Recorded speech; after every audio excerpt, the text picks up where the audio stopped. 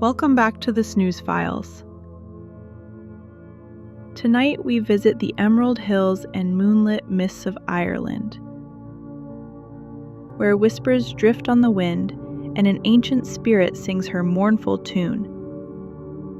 The Banshee.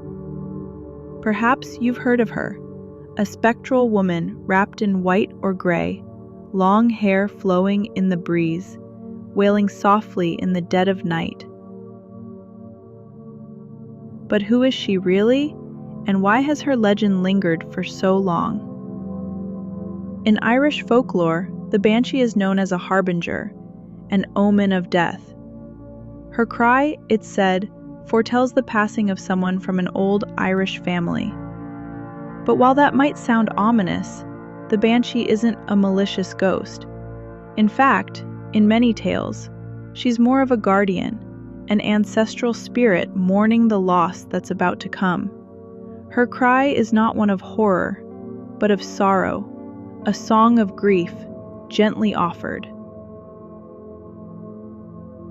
The word banshee comes from the Irish bean she, pronounced banshee, meaning woman of the fairy mound. These mounds, ancient burial sites, were believed to be portals to the other world. The Banshee, then, is deeply tied to the land and its layers of memory. Descriptions of her vary. Some say she's a young woman with silver hair and red, weeping eyes. Others describe her as an old crone, cloaked in shadow. In every version, she appears beside rivers, in forests, or near ancient ruins, always softly keening, as if caught between two worlds.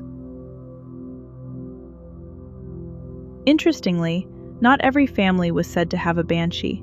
The legends often connected her to noble Irish lineages, especially names like O'Neill, O'Brien, O'Connor, and others with deep Gaelic roots. In some stories, multiple banshees would wail together if someone truly significant was passing on. Some believe the Banshee's origins go back even further, to Celtic goddesses of war and fate, like the Morrigan. These older myths carried over into folklore, evolving into the figure we know today.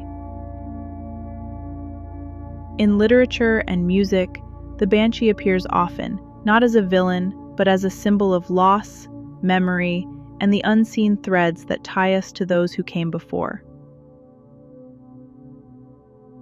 So, if you ever find yourself in a quiet, misty field in the Irish countryside, and you hear a soft, sorrowful cry in the distance, don't run, just listen. It might be a lullaby for the soul.